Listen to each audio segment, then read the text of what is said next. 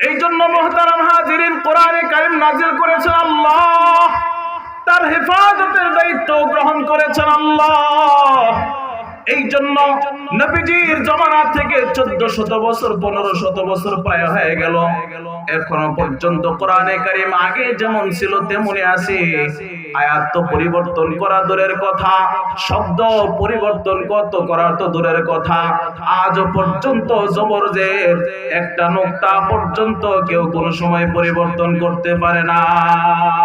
ইহুদির ধর্মের একটা যুবক বাদশাহ মামুন রশিদের দরবারে উপস্থিত হয়ে যায়। বাদশাহ মামুন রশিদ লক্ষ্য করলেন যুবকটা দেখতে অনেক সুন্দর, খুব সুশ্রী সুঠাম দেহের অধিকারী।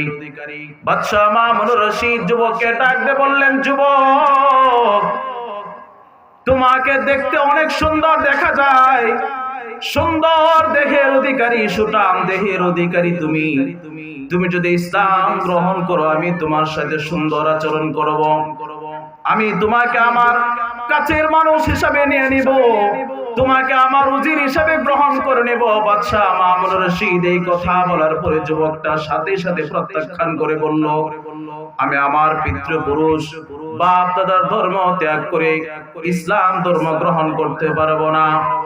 এই বছর এইভাবে চলে গেল। যুবকটা চলে যাওয়ার পরে পরবর্তী বছর আবার যখন সেমিনার আয়োজন করা হলো, যুবকটা আবার পরবর্তী বছর সেমিনারে আসলো, কিন্তু এই বছরের অবস্থা ভিন্ন। গত বছর সে ইহুদি ধর্মের উপরে বক্তব্য পেশ করেছিল, কিন্তু এই বছর সে ইসলাম ধর্মের ইসলামী ফিকহের উপরে খুবই গুরুত্বপূর্ণ তাত্ত্বিক আলোচনা পেশ করছে। বলেন সুবহানাল্লাহ। বাদশাহ মামুন রশিদ যুবককে ডাক দিয়ে বলে, হে যুবক, গত বছর আমি তোমাকে ইসলাম ধর্ম গ্রহণ করার জন্য প্রস্তাব পেশ করার পরে তুমি প্রত্যাখ্যান করলে, আজকে তুমি ইসলাম গ্রহণ করে ইসলামী ফিকহের উপরে এত সুন্দর সারগর্মময় আলোচনা পেশ করছো, কিভাবে, তুমি কেন এবার ইসলাম গ্রহণ করলে? তোমার ঘটনা আমি শুনতে চাই, তোমার ঘটনা একটু আমাকে খুলে বলো।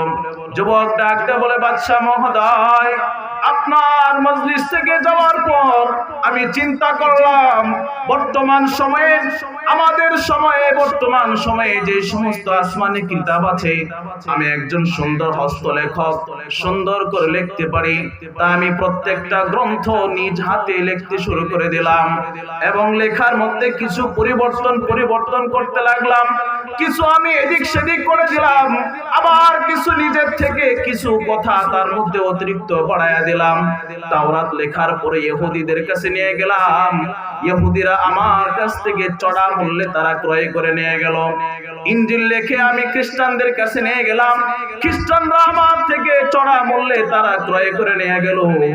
সর্বশেষ যখন কোরআনে কারীম আমি দেখলাম, কোরআনে কারীমের মধ্যে যখন আমি পরিবর্তন করলাম, পরিবর্তন করার পরে মুসলিমদের কাছে যখন বিক্রি করতে নিয়ে গেলাম, মুসলিমরা কিতাবটা খোলার পরে দেখলো তাতে ভুল লেখা আছে, তার মধ্যে পরিবর্তন করা হয়েছে।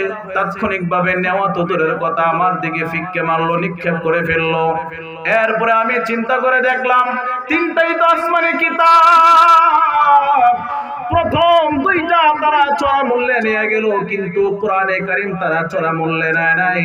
আর এই কোরআনে কারীমের প্রচার প্রসারিত বর্তমান সময় হচ্ছে, তার মানে হলো এই সময়ের মধ্যে আল্লাহ রাব্বুল আলামিন যে কিতাব পাঠিয়েছেন তাই হক এবং সত্য, এই কথা চিন্তা করে আমি কালিমা পড়ে মুসলমান হয়ে গেলাম। এই জন্য মুহতারাম হাজিরিন, কোরআনে কারীম নাযিল করেছেন আল্লাহ, তার হেফাজতের দায়িত্ব গ্রহণ করেছেন আল্লাহ। এই জন্য নবীজির জামানা থেকে 1400 বছর 1500 বছর প্রায় হয়ে গেল, এখনো পর্যন্ত কোরআনে কারীম আগে যেমন ছিল তেমনই আছে। আয়াত তো পরিবর্তন করা দূরের কথা, শব্দ পরিবর্তন করা তো দূরের কথা, আজ পর্যন্ত জবরজের একটা নোক্তা পর্যন্ত কেউ কোনো সময় পরিবর্তন করতে পারে না।